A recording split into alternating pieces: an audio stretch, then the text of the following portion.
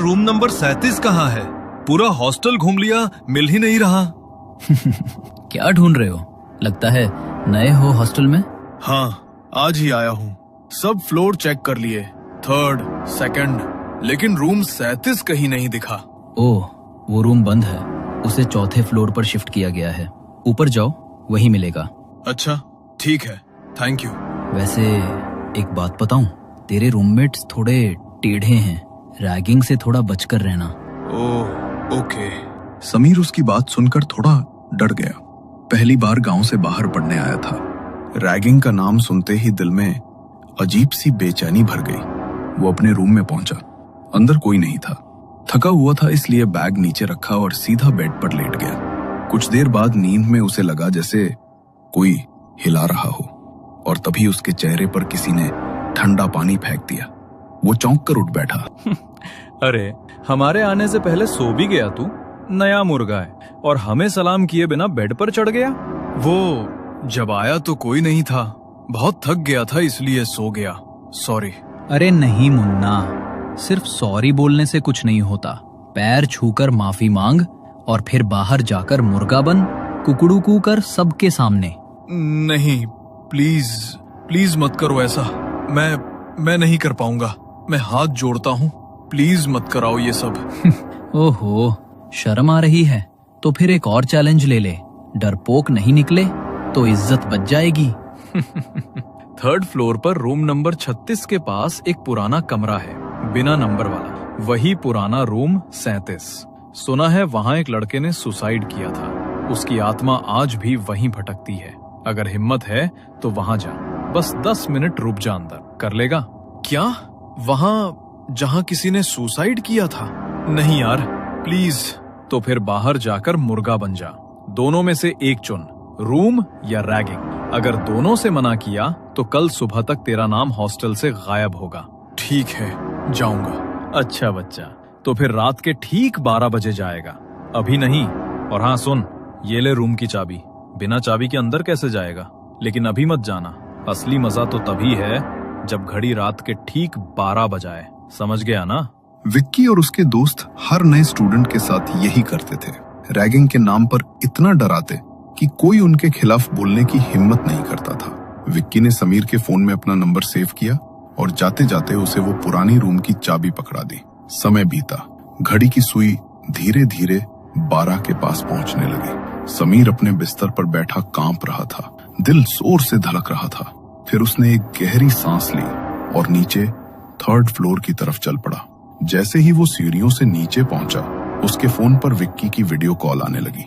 ना चाहते हुए भी समीर ने कॉल उठा ली। अरे वहीं क्या जम गया बे? चल आगे बढ़, दरवाजे तक जा और ताला खोल। हाँ, जा रहा हूँ। समीर ने फोन का बैक कैमरा ऑन किया, धीरे धीरे आगे बढ़ा और पुराने रूम नंबर 37 के सामने जाकर रुका। उसने चाबी ताले में डाली। धातु की चर चर आवाज पूरे कॉरिडोर में गूंज उठी। दरवाजा खुलते ही अंदर से सड़ांध की बदबू का झोंका आया। समीर ने कांपते हुए अपने फोन की टॉर्च ऑन की और तभी वीडियो कॉल अचानक कट हो गई। अरे, ये वीडियो कॉल तो कट हो गई। दोबारा करता हूँ, वरना ये सब बोलेंगे कि मैंने जानबूझकर वीडियो कॉल कट की और सबके सामने रैगिंग करेंगे मेरी। समीर ने उन्हें दोबारा से वीडियो कॉल की, लेकिन कॉल लग ही नहीं रही थी। तभी उसे कमरे में किसी की हलचल महसूस हुई, जैसे कोई अपने दबे हुए कदम बढ़ाते हुए उसी के पास आ रहा हो। कौन है? कौन है यहाँ?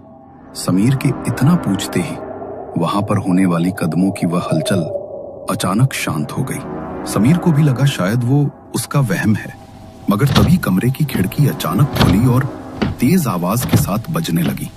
अचानक किसी ने पीछे से समीर का पैर पकड़ा और समीर मुंह के बल जमीन पर गिर पड़ा। उसके माथे से खून बह रहा था। वो घबराता हुआ जल्दी से उठा और दरवाजे की तरफ भागने लगा, पर जैसे ही उसने दरवाजा खोलने की कोशिश की तो दरवाजा मानो जाम हो गया। तभी समीर को अपनी गर्दन पर किसी की गर्म सांसें महसूस हुई। उसके कंधे पर किसी ने अपना हाथ रखा। समीर घबराकर जोर से चिल्लाया और उसने जैसे ही पीछे मुड़कर देखा तो जतिन और राकेश उसके पीछे खड़े थे और उसकी वीडियो बनाते हुए जोर जोर से हंस रहे थे। तू तू एक नंबर का फट्टू चंद निकला। देख तो इतना बड़ा होकर भी कैसे डर रहा है। तेरी तो हमने वीडियो बना ली है और अब तेरी ये वीडियो पूरा कॉलेज देखेगा। नहीं, प्लीज प्लीज ऐसा मत करना। देख, ऐसा तो होगा। अब रूल तो सबके लिए एक जैसा ही है ना। रैगिंग तो सब स्टूडेंट्स की होती है। तेरी नहीं हुई तो पुराने वालों के साथ अन्याय हो जाएगा। एक काम कर, इसके कपड़े भी उतार, उसकी भी वीडियो बनाएंगे, फिर असली वीडियो पब्लिश होगी। नहीं, प्लीज नहीं। वे दोनों जबरदस्ती समीर को उसके कपड़े उतारने के लिए परेशान करने लगे, मगर समीर ने उन्हें धक्का देकर वहां से भागकर रूम में जाकर बैठ गया। रूम में विक्की था। उसे देखकर विक्की गुस्से से भर गया। तू भागकर ऊपर आ गया। हमारी एक बात ना मानने का अंजाम तुझे पता है। कितना बड़ा खामियाजा भुगतना पड़ेगा अब तुझे इसका। विक्की समीर की ओर बढ़ ही रहा था कि तभी उन्हें राकेश के चिल्लाने की आवाज आई। उसकी आवाज सुनकर विक्की जल्दी से नीचे की तरफ भागा और देखा कि जतिन उस बंद कमरे के बाहर खड़ा है और राकेश वहां पर नहीं है। राकेश कहाँ है? और तू ऐसे बुत बनकर क्यों खड़ा है? बोल ना, क्यों चिल्ला रहा था राकेश? वो समीर जैसे ही ऊपर भागा तो अंदर किसी के पैरों की आवाज आई। राकेश तो आराम से खड़ा था, कोई और दिख भी नहीं रहा था वहाँ, मगर किसी ने उसे पकड़ा और खिड़की से धक्का दे दिया। क्या? ये तू क्या बोल रहा है? नीचे सब लोगों की भीड़ लग गई है यार। अगर मैं फंस गया तो, क्योंकि अंदर उसके साथ कमरे में मैं ही था। डर मत, कुछ नहीं होगा। पहले नीचे चलते हैं हम। वो दोनों घबराते हुए नीचे गए तो वहां हॉस्टल के सभी बच्चों और टीचर्स का जमावड़ा लगा हुआ था। नीचे जमीन पर राकेश की डेड बॉडी पड़ी हुई थी। थोड़ी देर बाद पुलिस की टीम आई और उसकी बॉडी को वहां से उठाकर ले गई। पूछताछ के लिए उन्होंने स्टूडेंट्स से बात की और सीसीटीवी की फुटेज चेक की। पहले तो उन्हें जतिन पर शक हुआ, मगर जतिन ने जब अपने फोन की वीडियो उन्हें दिखाई तो पुलिस वालों को उसे छोड़ना पड़ा, क्योंकि उसके खिलाफ उन्हें कोई ठोस सबूत नहीं मिला। एक हफ्ता बीत गया। जतिन और विक्की राकेश की मौत के सदमे में थे। बहुत दिनों बाद आज उन्हें नींद आई थी, मगर जैसे ही घड़ी में रात के ठीक 12 बजे उनकी खिड़की पर एक दस्तक हुई। उस आवाज से जतिन की नींद टूट गई। उसने उठकर देखा तो आसपास कोई नहीं था, मगर जैसे ही वो वापस अपने बिस्तर की तरफ जाने लगा, पीछे से उसे किसी का धक्का लगा और उसका सिर सीधा सामने टेबल पर जाकर लगा। उसके माथे से खून निकलने लगा। वो डरता हुआ पीछे की तरफ मुड़ा तो एक भयानक परछाई उसके सामने खड़ी थी, जो उसी की तरफ बढ़ती हुई आ रही थी।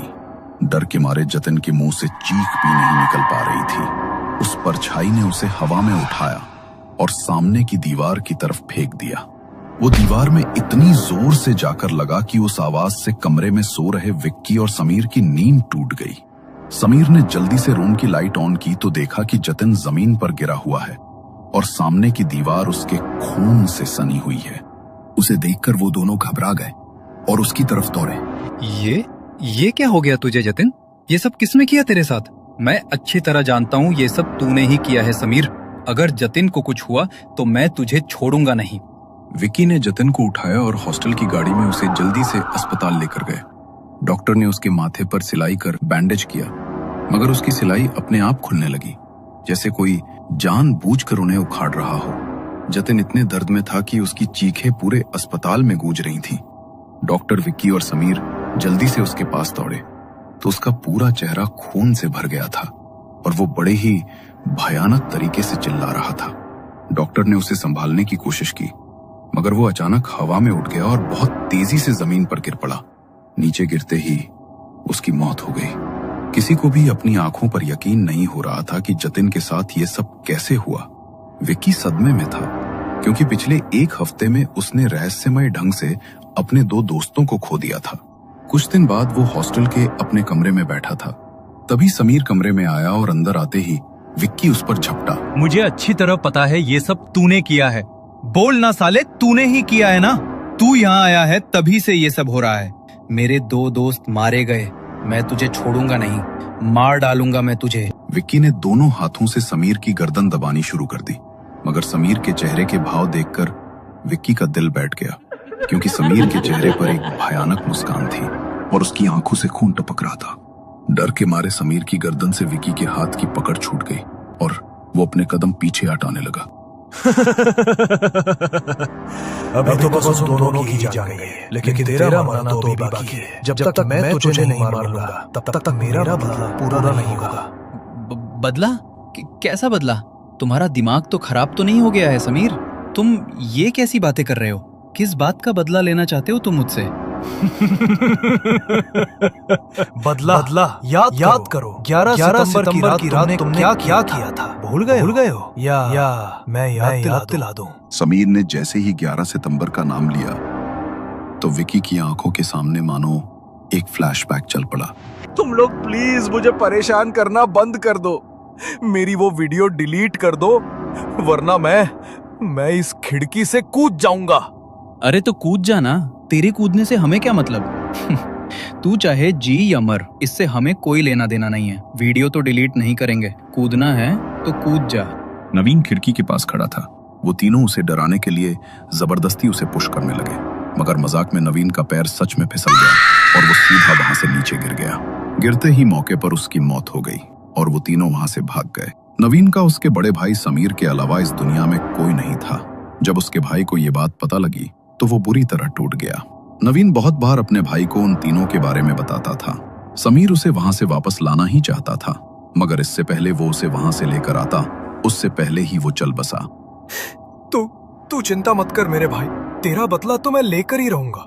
मैं अच्छी तरह जानता हूँ उन तीनों ने ही तेरे साथ ये सब किया है, मैं उन्हें छोड़ूंगा नहीं। समीर ने अपने आंसू पोंछे और एक पुराने बुक स्टोर से वो किताब लेकर आया। उसने किताब का एक पन्ना खोला जिस पर घुल लिखा हुआ था और उसके भीतर घुल को जागृत करने के मंत्र और विधियां लिखी हुई थी। रात के ठीक 12 बजे समीर ने अपने कमरे के बीचों बीच एक सफेद घेरा बनाया और उसके चारों ओर मोमबत्तियां जलाकर रख दी। उस घेरे के अंदर बैठकर वो उन मंत्रों का उच्चारण करने लगा। कुछ देर बाद कमरे में जोर की हवा चलने लगी, मगर उस हवा से भी मोमबत्तियां नहीं बुझी, बल्कि उनकी लौ और तेज हो गई। उसी वक्त सामने एक भयानक परछाई प्रकट हुई। समीर ने अपनी हथेली पर चाकू रखा और एक चीरा लगाया। फिर उसने घेरे के बाहर अपने रक्त की कुछ बूंदें टपकाईं। जैसे ही वो बूंदें घेरे के बाहर गिरी, उसी पल समीर निढाल होकर जमीन पर गिर पड़ा। उसकी सांसें वहीं थम गई और उसके सामने खड़ी वो भयानक परछाई धीरे धीरे उसका रूप लेने लगी। विकी के सामने खड़ा समीर अब समीर में ही था, बल्कि वो उसी भयानक परछाई में बदल चुका था। समीर ने घुल को अपने भाई की मौत का बदला लेने के लिए जागृत किया था और जिस समय उसने उसे अपने रक्त की बूंद भेंट की, उसी समय घुल उसकी आत्मा को अपने साथ ले गया था और उसका रूप लेकर उन तीनों से उसके भाई की मौत का बदला लेने आया था। उसने फिर से समीर का रूप लिया और विक्की की गर्दन को एक झटके में मरोड़ दिया। विक्की जोर से चीखा और जमीन पर गिर पड़ा। राकेश और जतिन के बाद आज विक्की भी जा चुका था और घुल से किया हुआ समीर का सौदा भी अब पूरा हो गया था। घुल अब वापस उसी किताब के अंदर बंद हो चुका है और किसी और का बदला पूरा करने के लिए अब वो किसी का इंतजार कर रहा है।